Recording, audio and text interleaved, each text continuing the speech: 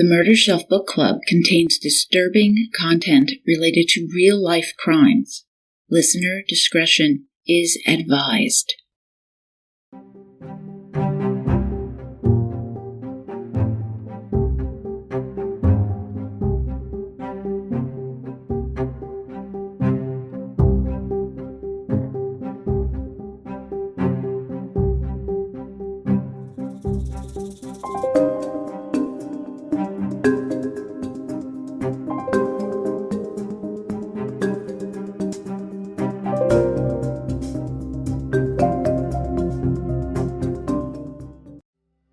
Welcome to the Murder Shelf Book Club podcast. I am your host, Jill.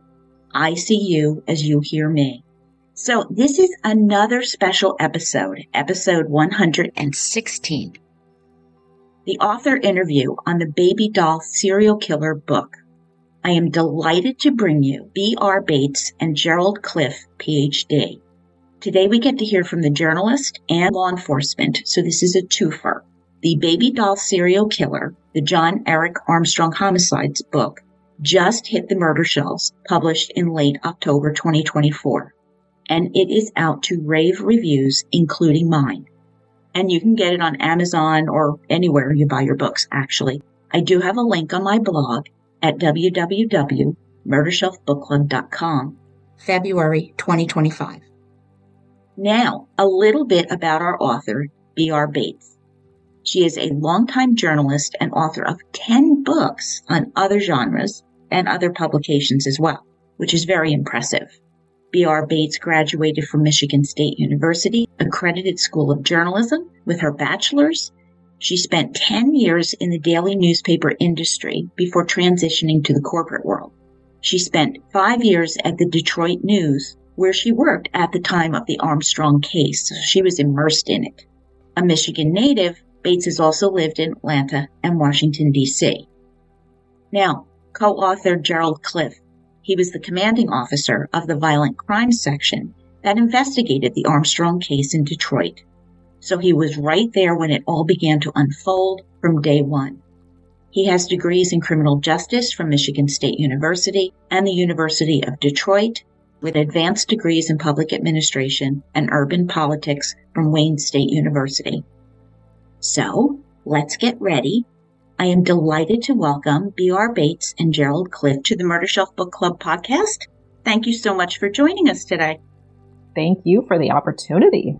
Let me echo that. This is really exciting for us. Yeah, I love bringing the best true crime books to my murder bookies. We call them murder bookies. I know it's a little corny, but it's me and it's us. It's my little niche in the true crime world. So I've read a million books on serial killers. Yep. I had never heard of this serial killer before. So thank you for writing this book. Right. Yeah, I do hear that quite a bit. He is a little bit more of an obscure serial killer as serial killers go. He's not a Dahmer or a Bundy or a Richard Ramirez, etc. Right. So you were working at the Detroit News at the time. And Gerry, you were the commander, right? Was it the task force? Charge of the violent crimes section. I had just been promoted like 2 months before this thing came across our desk, and it was my first big case. And needless to say, being the new boss, I was kind of tense when I read the circumstances. So, yeah, I can imagine that might stop your heart.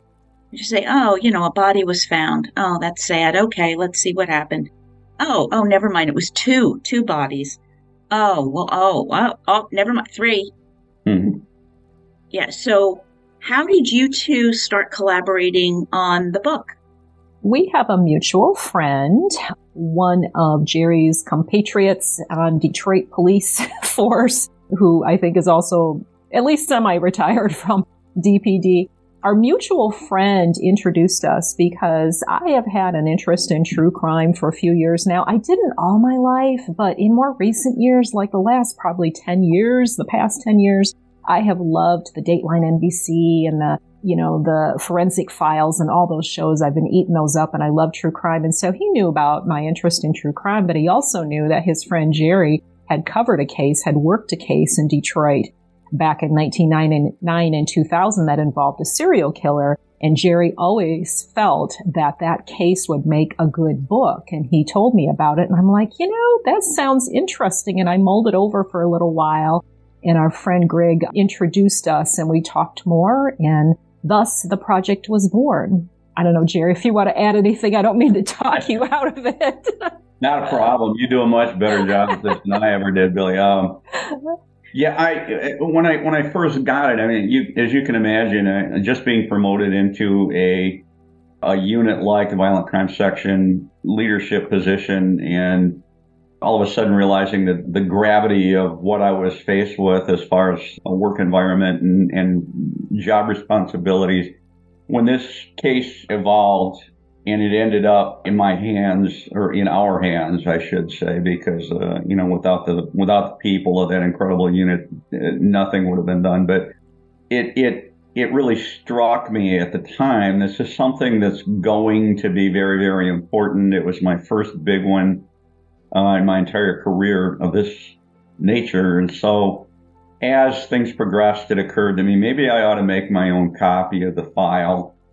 And so I did. And I kept it with me, thinking that someday I'd write a book about it.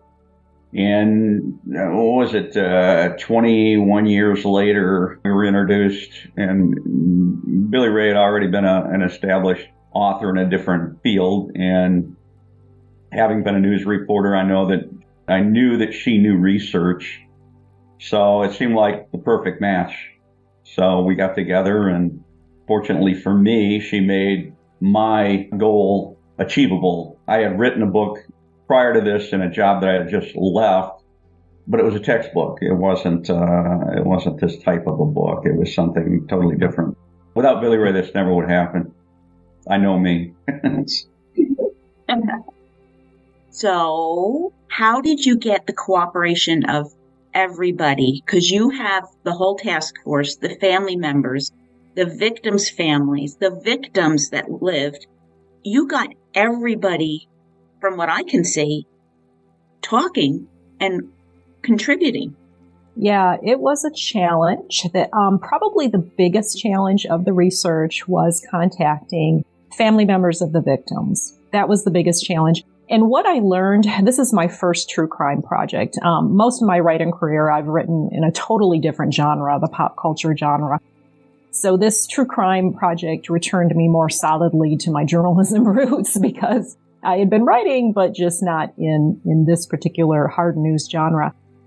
And so I found that the biggest challenge was getting to the different family members of the victims. And what I learned is that Facebook, for one thing, Facebook was like my number one method of finding people.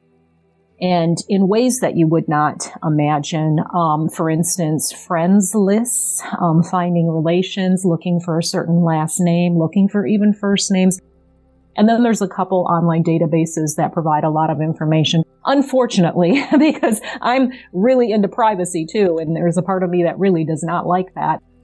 But there are ways to find people online. But then once you find them, what I learned is that with a victim family member, to be as gentle as possible, to send the initial message, maybe through Facebook, and they're not on your friends list, so they may or may not see it. They may see it months later, or they may see it right away, depending on if they ever check messages from non-friends.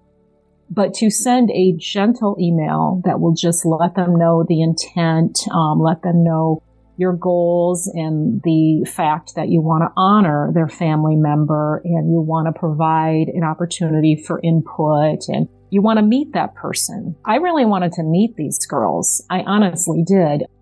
I wanted to learn who they were as people, as human beings who deserve to live. And so I found that you send a message, either Facebook, LinkedIn, wherever, and then you have to let it percolate for a while, because even if they see it right away, they're not necessarily going to respond. It may be 3 months later. It may be a year later that you actually hear from them. So that was a process that I had to learn. And then as far as the other folks, tracking down people who knew Armstrong from North Carolina, where he was born and raised, and even here from Michigan, people who worked with him, and friends and associates, and then law enforcement. Of course, Gerry was very, very valuable and helpful for tracking down some of the officers who worked the case. That was a big help. And then just finding other people the same way, finding them online, sending messages. I did send or make a lot of contacts with people that I did not hear back from. Of course, there are a few people who have passed away since the case happened. It has been almost 25 years now. But there were others who, I just didn't hear back from. And that's fine. I respect their decision. Even Armstrong's own family members, I had contacted a couple people who did then message me back, hey, I got your message, but I just really don't want to talk. So I totally understand that. You take what you have and you go with it and you try to provide as complete a picture as possible. And I always saw it as the more people you talk to, even if you only receive a sentence or two back from them that is actually helpful and insightful, that makes the project all that much more valuable. Yeah. It was a really enjoyable process, and it was definitely a learning process for me as well. You have to have the patience of Job. Mm-hmm. There's just no question about it. I wanted to do this interview with you and do the book on the podcast because of the intensive research. I can't think of a thing you missed. Because having looked into a lot of this, briefly, I'll tell you, I did something similar. I did a book on Gary Ridgway and the 49 victims. And you do this beautifully in your book. But I had to figure out how to talk about 49 victims. Oh, yeah. Wow. And I was determined, if it was a sentence, whatever it was going to be, I was determined to say something and to honor and respect the 49 victims.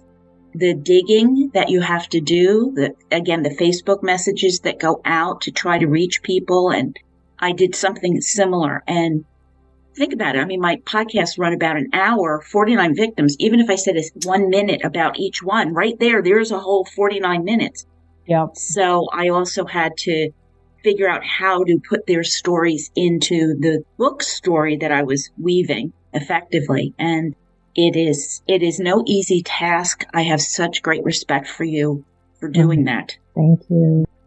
The research is astounding. And thank you. Number of voices that you address is amazing. It's just truly amazing. I was saying I have to read like the last third of the book over again just because it was so important and powerful. Mm. I mean, I'm going to read it again anyway, but just truly, guys, buy the book. Buy the book. Just buy the book. Yeah.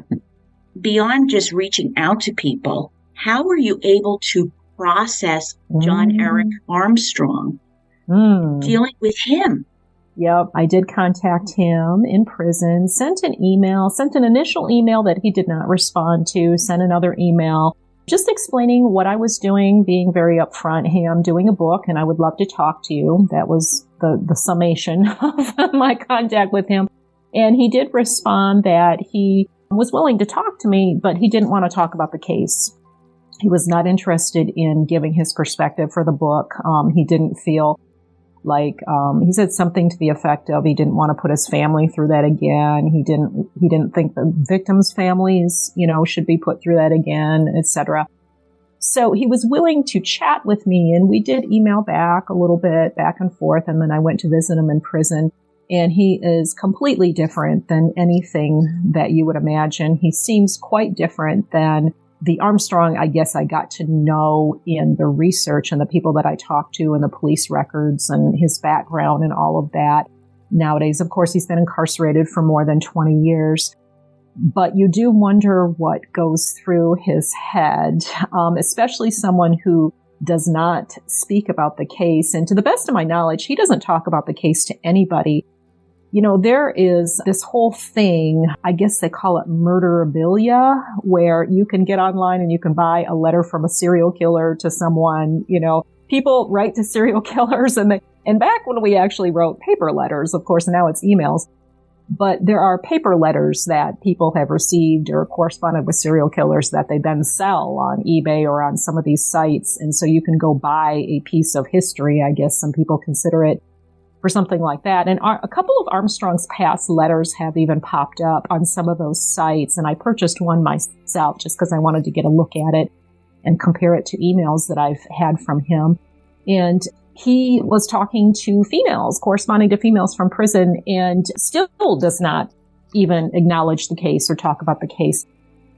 And you look at other serial killers, like Jeffrey Dahmer comes to mind, who was very open about his crimes, took responsibility for his crimes. I have to give him credit for that. Because in interviews, I'm thinking of one particular interview he did with Nancy Glass in the 1990s, right before he was killed in prison, where he's just very honest. He says, I'm not going to excuse it to a bad childhood. I'm not going to say I had bad parents. The person who's responsible for these crimes is looking at you right now, and I was just astounded that he was so honest about that. And there have been other killers who have been honest about their crimes, but Armstrong. Ed Kemper comes to mind.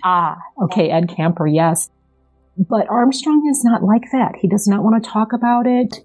I think I would have to say from the small amount that I know him, I would have to say he struggles with it and he does not understand it really to this day. And it is confusing and conflicting based on my own opinions of exactly what went on in his life and in the crimes. So yeah, it's hard to reconcile all of that. He is a man of contradictions. He seems like the boy next door. He seems honest and innocent.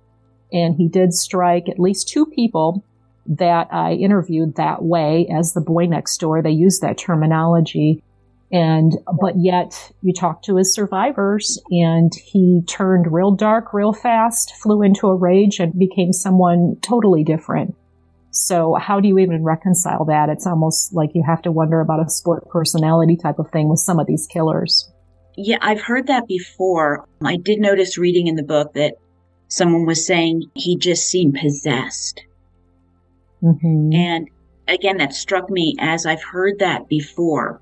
Their eyes went black. Something came over there. You hear that description from survivors. Sometimes, Gerry, police officers will say that they get to that tipping point in the interview and all of a sudden the killer emerged and you got that glimpse. That was kind of the case in this situation when you look at the description of the interview process that he was subjected to by our investigators.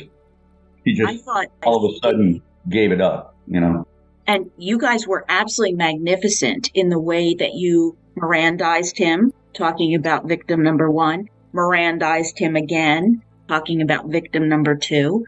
And I think it was very important given the way the defense, at least in the first trial anyway, conducted themselves and really trying to find a crack, a wedge, something in there to work for his defense, that's the way the process works. It's an adversarial process. So we need our defense attorneys to hold our prosecutors accountable. But, you're holding your breath saying, oh, God, don't find something. Don't hit a mark there. And you guys really worked to make sure that, at least in that sense of it, it was not going to happen. You were not going to lose this confession. Well, the whole concept behind the violent crime section when it was first created about 10 years prior to this case is that we were given the ability to select the best of the best from all over our department. We merged with detectives from the Michigan State Police. We had detectives from the Wayne County Sheriff's Department. We had State Attorney General's investigator working with us. We had FBI agents. We had an IRS agent. We had an organization that was designed to be a borderless law enforcement organization to the greatest extent possible. And consequently, we had access to some of the best training available in the country and took advantage of it to the greatest extent possible. The VCTF became the chief's go-to unit when homicide encountered something that they might be overwhelmed with, or sex crimes ran into a problem with a serial rapist, or even armed robbery. We worked with them on a serial, I guess you could call it, bank robbery ring that was operating in the city not too long after this. And in every case, that combination that was used with the task force together gave us so many tools. And the fact that, like I said, in a department of over 5,000 police officers, we were able to pick the best of the best detectives that were available to us and make them better by merging them with these bigger, more broad-based, more well-financed groups like the FBI and get them that kind of training as well. It was a formula for success that I hope they're still replicating today, but I'm not sure. I've been out of the department now for going on 20 years in February, and I know it's a lot smaller thanks to the defund the police initiatives that we've seen, but, be that as it may, it is what it is. So. Yeah. I've read other books where the jurisdictional borders let a serial killer run amok because there was not communication between different police departments. And then, some of them were holding on. This is mine. I can't share this information with you. And it just absolutely defied logic for me, because it seems like when you have those boundaries between jurisdictions, it's like a speed bump when you're trying to catch criminals. It's just this speed bump in the parking lot of investigation, if that makes any sense.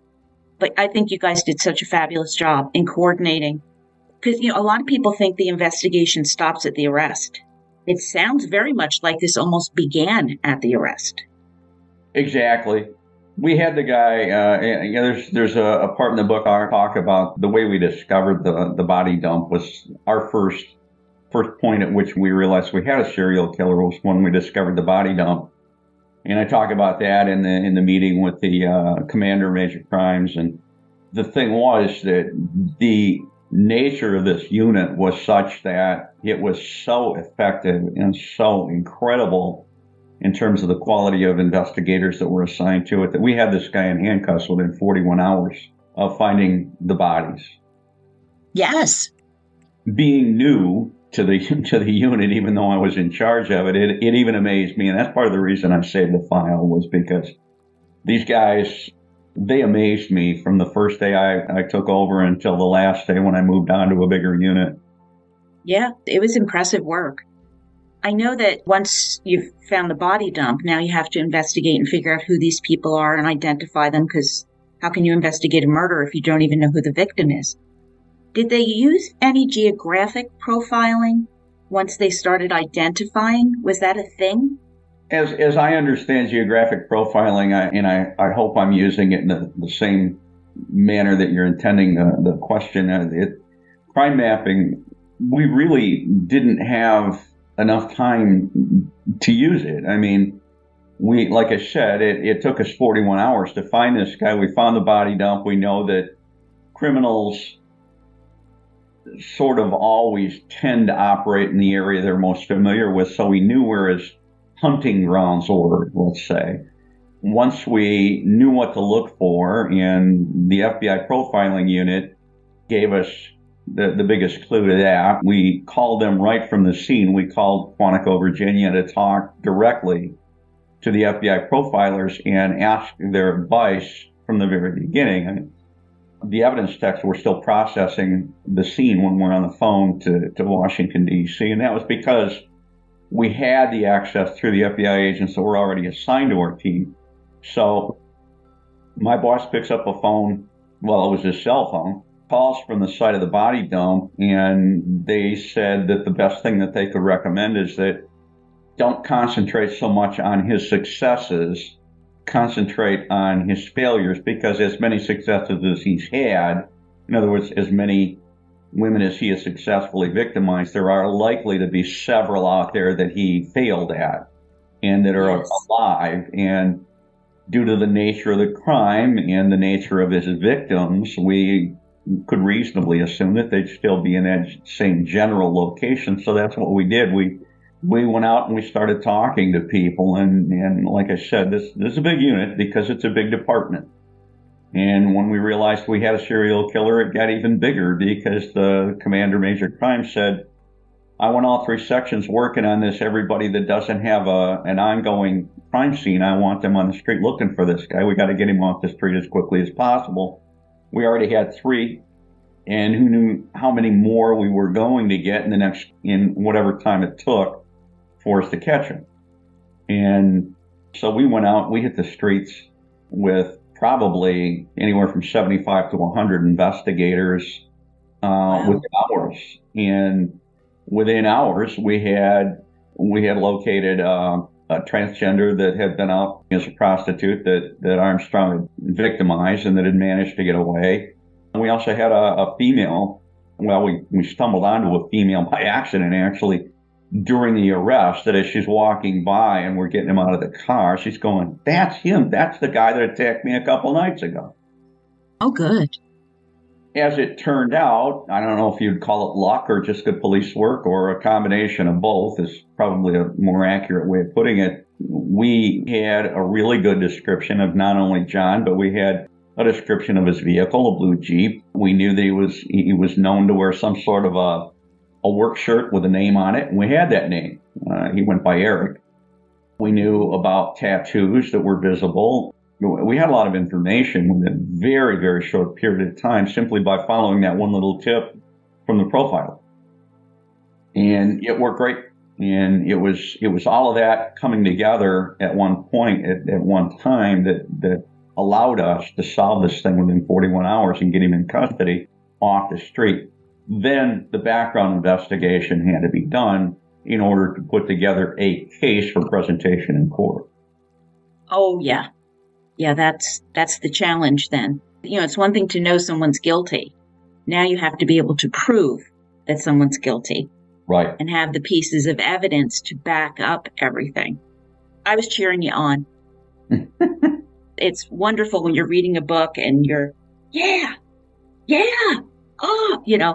been a book I read recently, and I was so frustrated and angry, I was throwing it across the room, and my husband said, "Honey, you have to stop reading now. You're going to hurt yourself." I was on the edge of my seat a few times, but I did not throw the book across the room in frustration, that's for sure. What a story. BR, you made a little bit of reference to this, and I don't obviously want you to say anything that you really can't say, but is there anything that kind of was on the cutting room floor that you wanted to put in the book, but it was just getting too long? You start out a project like this worried that you're not going to have enough content, that you're not going to be able to talk to enough people. And so you go for broke and you try to contact everybody you can find, every name associated with the case. I mean, I literally was doing searches online for any cop who was mentioned in any of the police records and any victim family member I could possibly track down. And then as the research rolls on, a year or two later, you realize, I got quite a mountain of stuff here, so I don't know if I can even include everything. And there were, for instance, a lot of photos that we couldn't include in the book.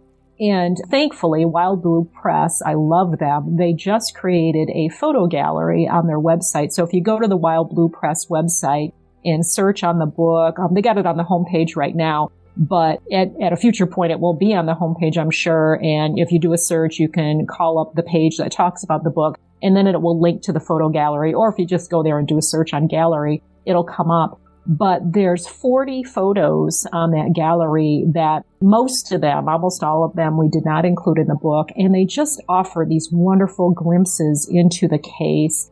Like, for instance, photos of some of the 5 women who lost their lives, and even a couple survivors, and just a lot of crime scene photos. Not just Detroit. We got some really good photos from the crime scene in Detroit, the railroad track scene that we're talking about when Gerry mentioned the body dump, 3 women found on the same day at the railroad tracks at Military and John Cronk in Southwest Detroit. Great photos from that investigation that day. But also Dearborn Heights. Wendy Jordan was discovered in the Rouge River in Dearborn Heights. And Dearborn Heights, because they don't get too many serial killers, they strenuously investigated Wendy Jordan's murder, and they locked right onto Armstrong because he was suspicious from the beginning, from the night of the discovery. And so they locked onto him and just dogged him for months afterwards while they were waiting for DNA results. And so they provided a wealth of photos. So you'll find those on the photo gallery. there were even, talking about letting things percolate, like contacting someone and let them percolate. I think about Rose Felt and her brother Scott. Rose Felt was one of the 3 women found at the railroad tracks. And I had completed my research and I had everything all done and ready to go. And I hear from Scott Felt, hey, okay, I got your message. Yeah, I'll talk to you about Rose. I'm like, oh my gosh. And so sometimes you get late breaking stuff that barely makes it in the door. Thank you, Lord, for that, because it was so wonderful to talk to Scott and just to listen to how much Rose meant to him. And so there are just so many precious stories there that you really, really want to include. But yeah, there are other bits that did not make it into the book. A couple things I can think of in particular, really not for space constraints, but just because they were more hearsay, that a couple of the interviewees said items that could not be substantiated and are very inflammatory. So those did not make it into the book. We just tried to err on the side of caution. And because we don't know, somebody's saying something 20 years later, we don't know. And sometimes memories fade or memories change and all of that. But yeah, I would say that those are the only things that really didn't make it in. Thankfully, most stuff did. That's great. I want to commend you for having that restraint, because in true crime, there's a lot of wonderful people and podcasts and programs. But there's like that dark side of true crime where all the speculation is just thrown out there and things that aren't substantiated and hearsay with no confirmation. People are running to have this insight and they're going to personally break the case. And it's like, wait, no. You have to be ethical about this. You have to be ethical. You have to be accurate. Don't put it out there if you don't know it's true. Thank you. Yes, definitely. Yeah, we do tend toward the sensationalism, my brethren, in the journalism field. Of course, journalism is not what it was 20 years ago, even not what it was when I was in journalism school. I struggle to find real journalists nowadays in the method that I was taught back in journalism school in the late 80s, early 90s when I first started working in newspapers. It's a whole different world out there, and it is so scary because, yeah, it's all about shock. It's all about scooping, and the online, the internet has really changed the face of journalism. And again, it's like, are there real journalists left? I'm kind of surprised when I see them these days, and that's very unfortunate. I have to agree. I remember, what's the old film? All the President's Men. Ah, yeah. Well, and they're going and investigating Watergate for the younger murder bookies. And Watergate's going to cause President Nixon to resign. And they're trying to put this into the paper.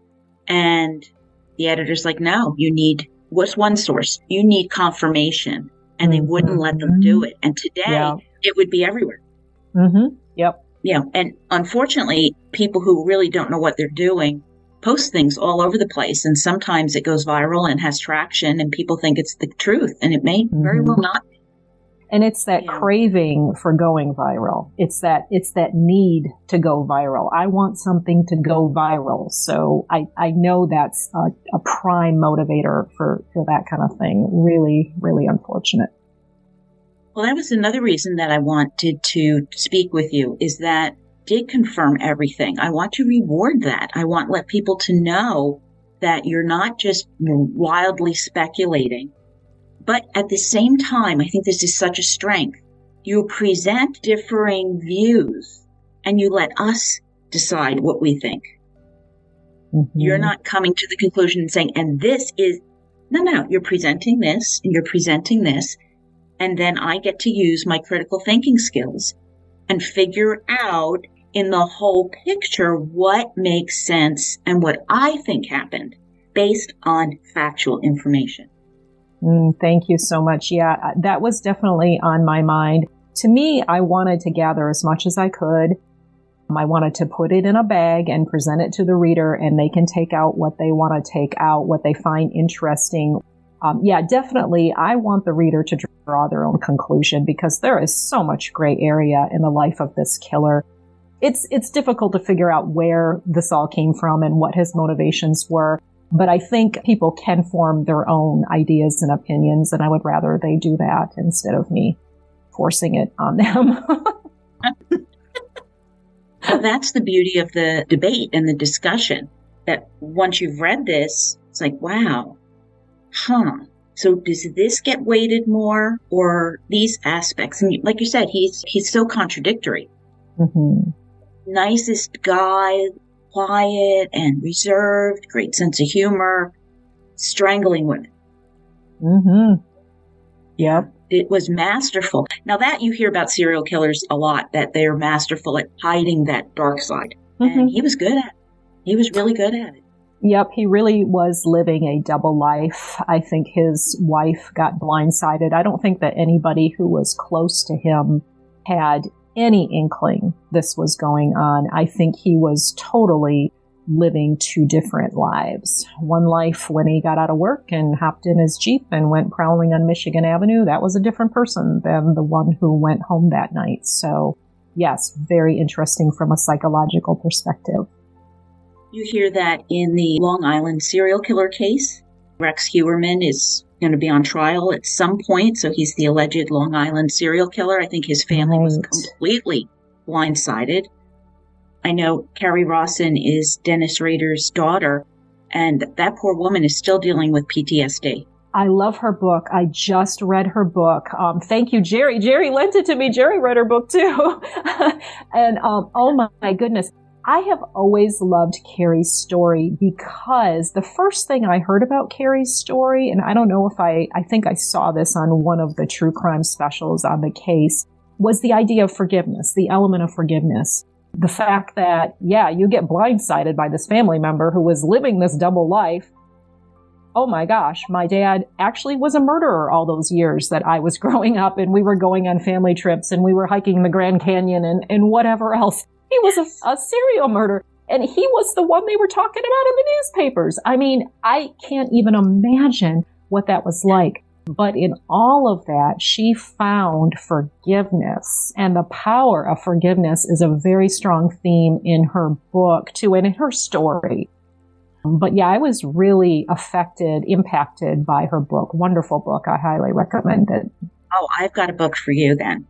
It's called Frozen in Fear. It is by Jane Carson Sandler. I covered the book, so you can just listen to it on the podcast. Yes, I will. Okay. But she was the fifth victim of the Golden State Killer. She was the fifth rape victim. And in her book, she talks about carrying this backpack of anger and resentment. And she just had to forgive him and decide to let it go. And it certainly isn't for him, but it was for her. Yes. She's so eloquent in her explanation. She has become a dear, dear friend of mine. And we roomed together at CrimeCon too. It was so much fun.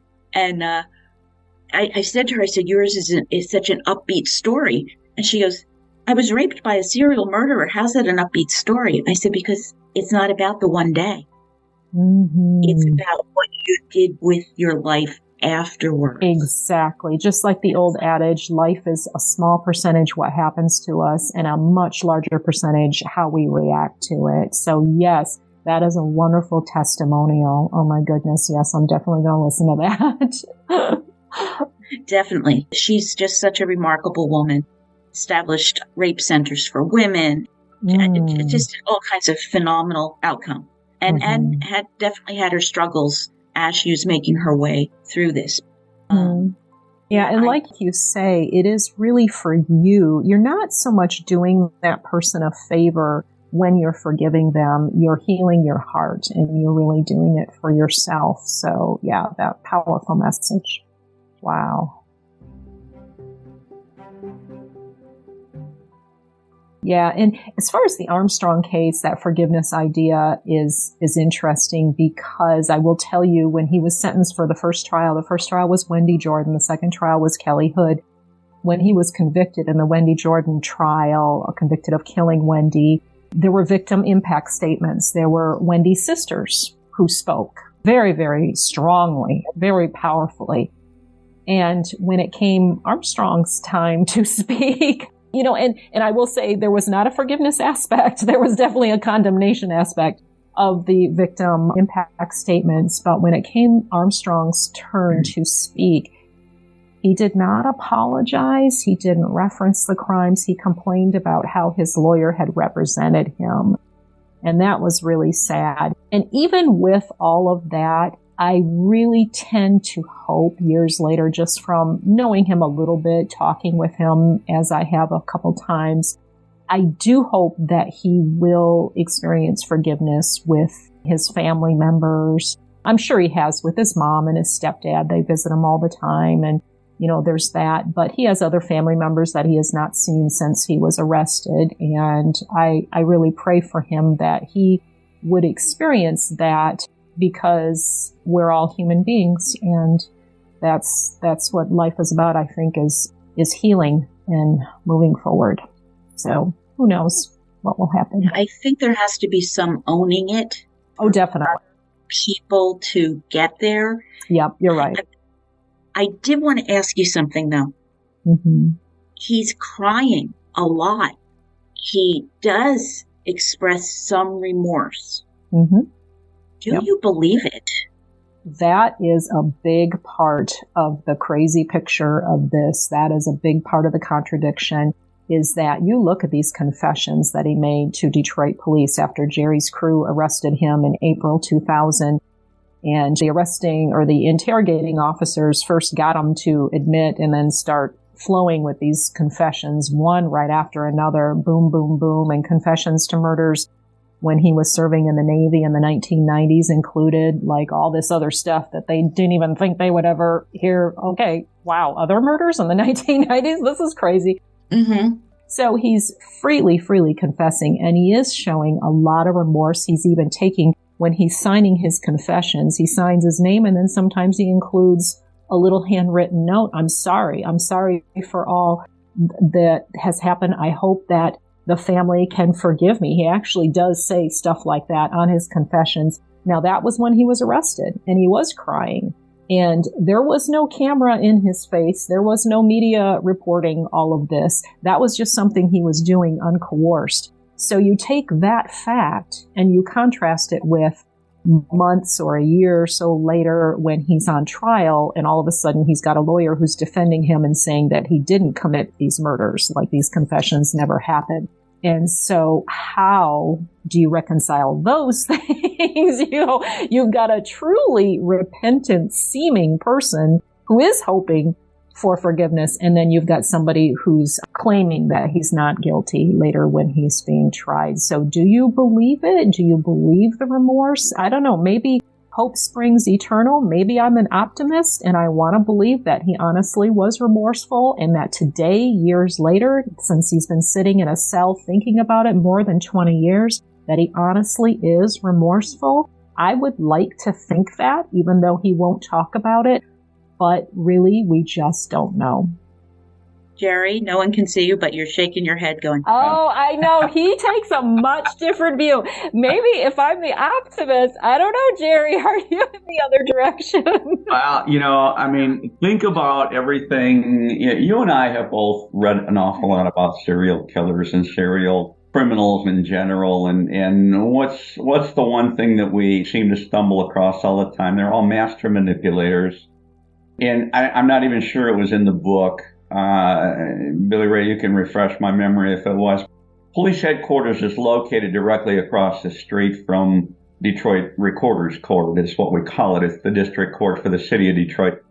And that's where he would be walked to go for his court appearances. And there's always the thing they talk about on TV, the perp walk. And we had no other choice.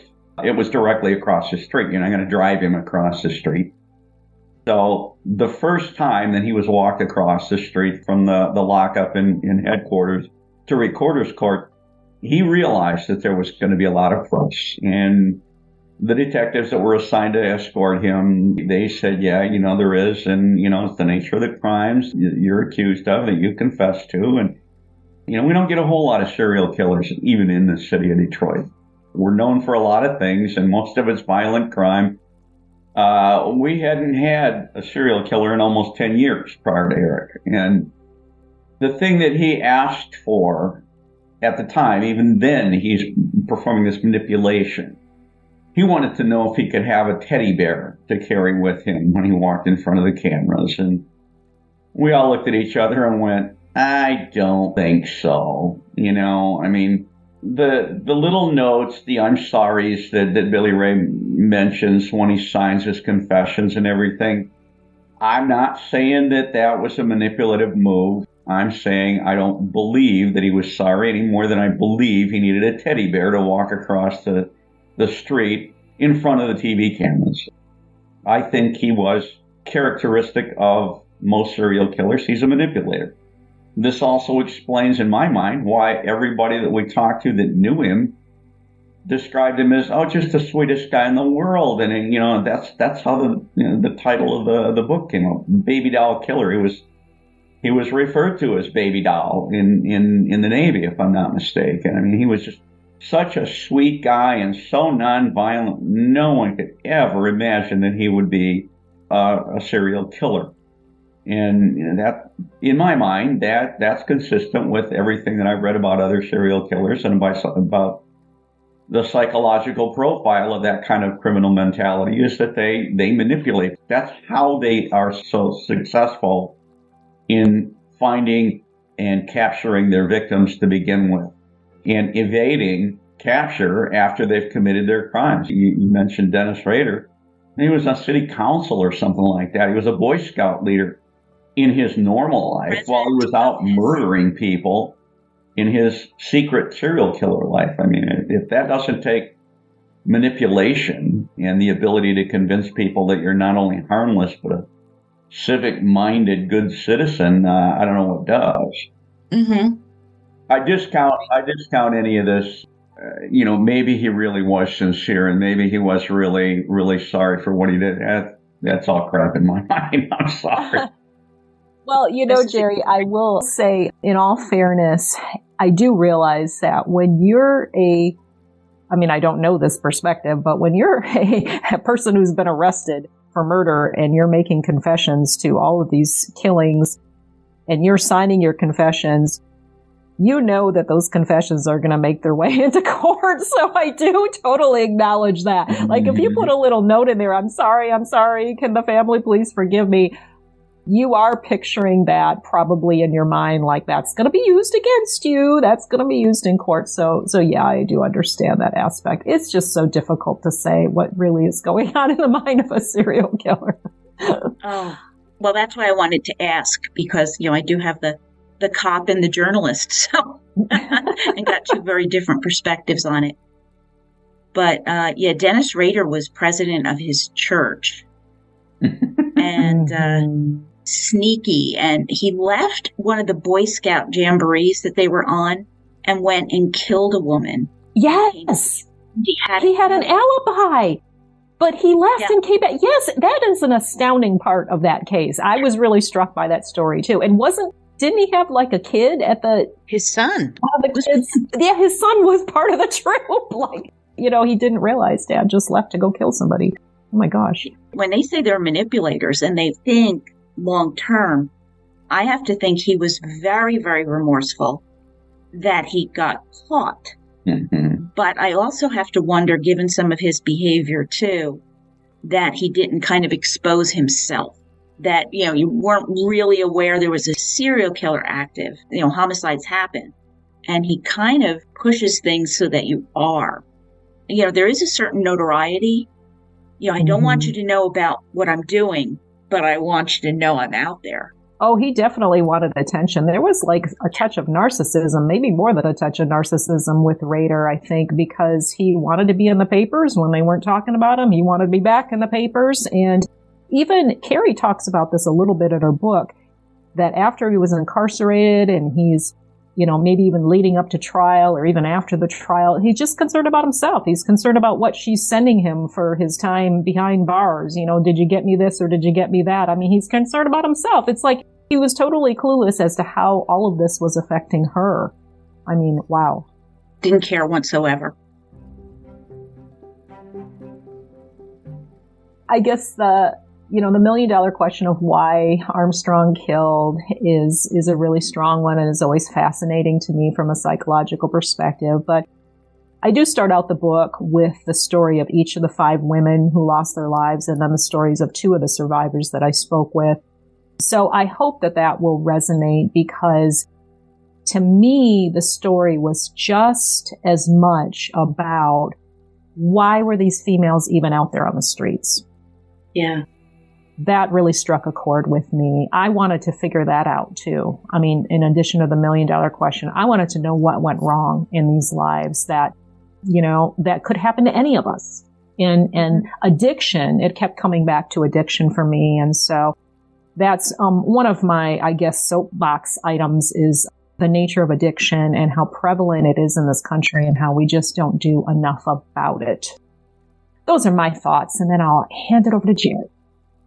There's just so much about this case that kept it, in the forefront of my mind all of these years. The gravity of the situation, the extent of the investigation. I mean, we were working with NCIS, Naval Criminal Investigative Service. We had one of their agents assigned into our office to help us track down the Nimitz, all of its ports, every place I put in a port, a lot of things that would typically be considered secret from the general public, we had to have access to, and that was provided by an NCIS agent being assigned into our unit for a period of time during the investigation.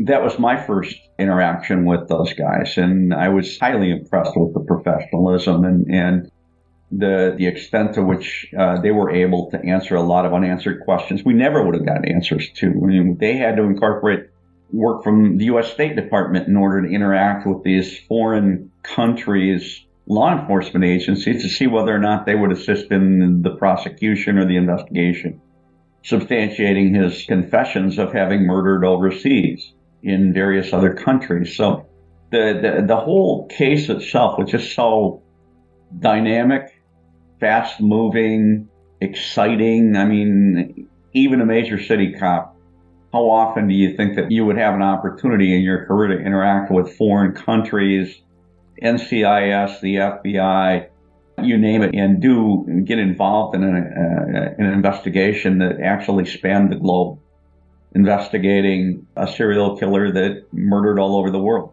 Yeah. And use the U.S. Armed Forces as the way to escape. It's almost like the perfect crime. I don't know. That was all what went into my mind when I made the decision early on in the process that this needed to be preserved and it needed to be talked about. The other aspect, I think it's on our website, Billy Ray mentions this thing was, you had said, Jill, early on in the interview that you hadn't heard of this guy or this case. And a lot of people haven't when they first read the book. Well, who is this? And then if they're local, they go, oh yeah, it seems I remember something about that, but it happened so quickly from discovery of the body until arrest of the perpetrator that it kind of faded into memories. But all in all, there were 2 major TV series in the early 2000s that actually replicated the case. One almost word for word, to the extent that the actor they got was a spitting image of John Eric Armstrong. Another one, they modified it slightly as to the source of the original information about murders. They said they got it from Interpol rather than, the city of Detroit. But it was still the same case. And it was a little bit more famous than a lot of people realize until it's pointed out to them that this thing really, really struck a chord with a lot of people all over the world. Oh, I did not know that. I'm just so glad you preserved that file, because that had to be just a treasure trove.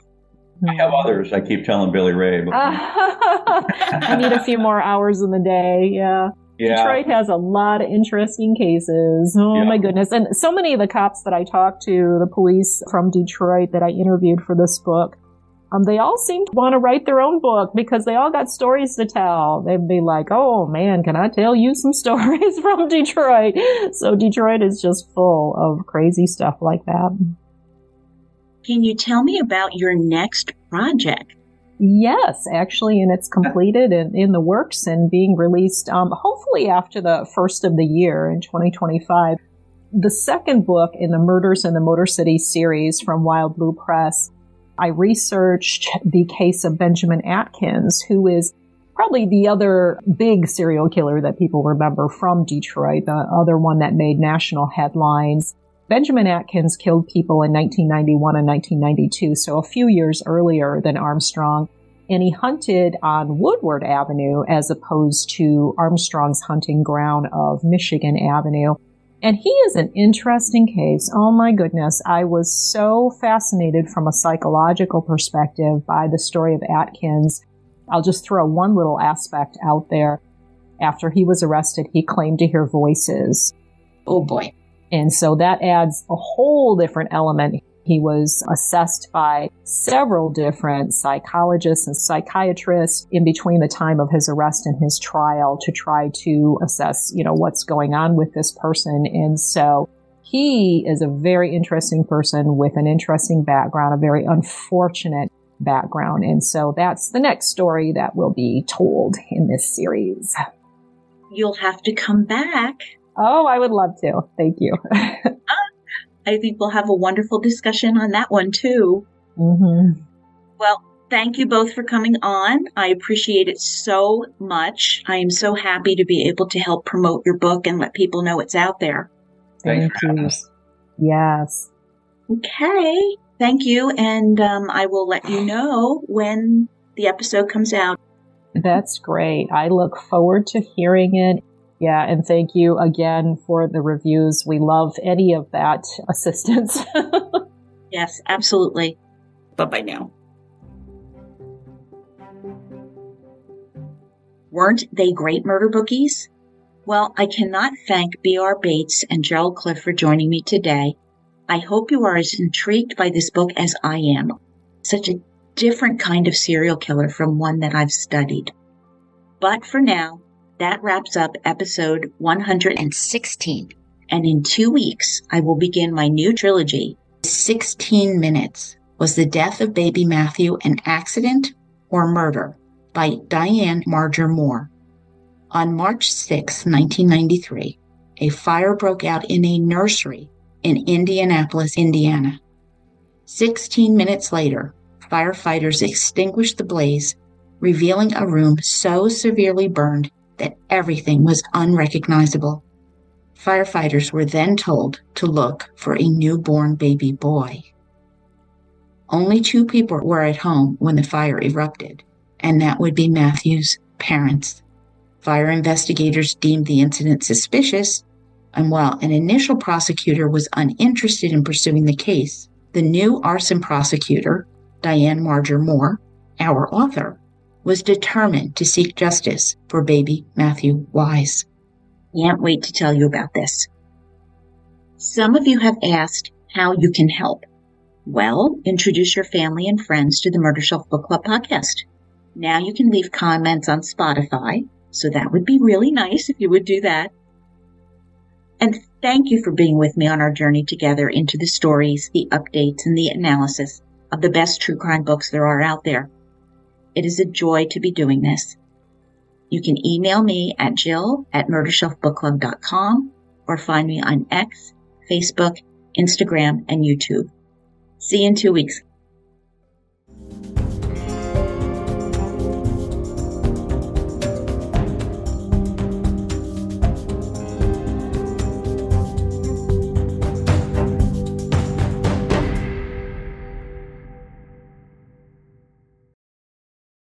Written and produced by Jill, all rights reserved. Music, The Pewter Elephant by Blue Dot Sessions.